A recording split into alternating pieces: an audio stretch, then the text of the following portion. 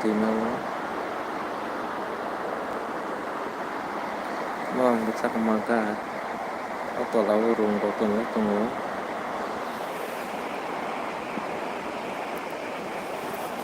ya kalian itu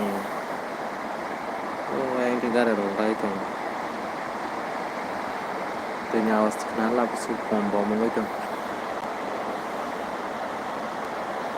ya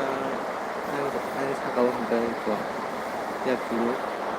nak subuh dan kakak